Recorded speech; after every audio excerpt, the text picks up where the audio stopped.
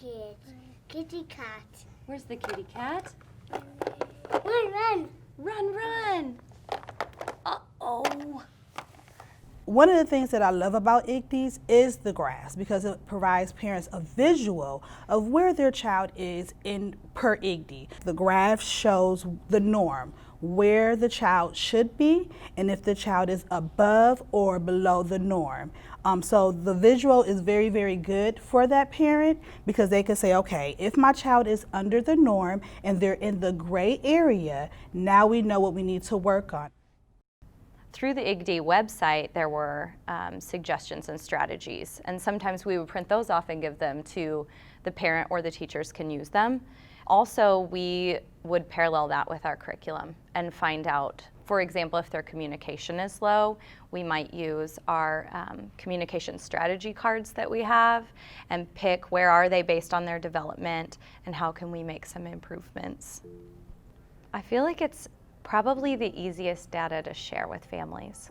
The graphs are really useful and they're pretty self-explanatory and easy to make meaning out of that. I think the IGDIs help us in a way that it gives us something to talk with our parents about. You know, it's really exciting for parents when they see where their child is at and they see their child making progress.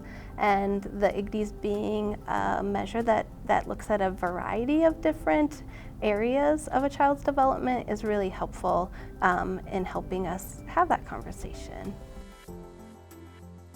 So we do, for our Early Head Start program, use the IGDI data as our outcomes data. You know, as the director of the school who has 14 classrooms and 30 teachers, I think I really look more broadly and think about where are our children at developmentally as a whole, as a school. So thinking about specifically the ECI and looking, you know, looking at English-speaking children versus dual language learners, and are we seeing differences? What are some things that we need to put in place in the classroom?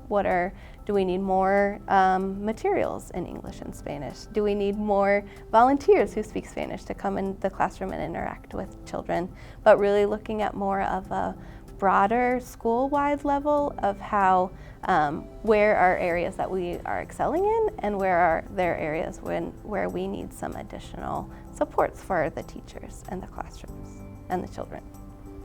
It really helps build a relationship too between staff and families, because I feel like it's a good way to bring up developmental issues or developmental strengths and show that it's not just a teacher's observation, but we have some data to show how their development is going.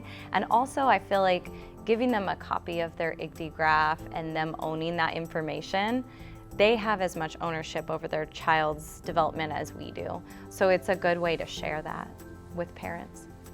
So I went in a classroom yesterday and a teacher was entering an IGDI and it was really high. She was like, you know, I was looking at this IGDI and I was comparing it to his other ones, and you know, he's doing really well right now. So it's really interesting how it kind of becomes part of the culture of your school.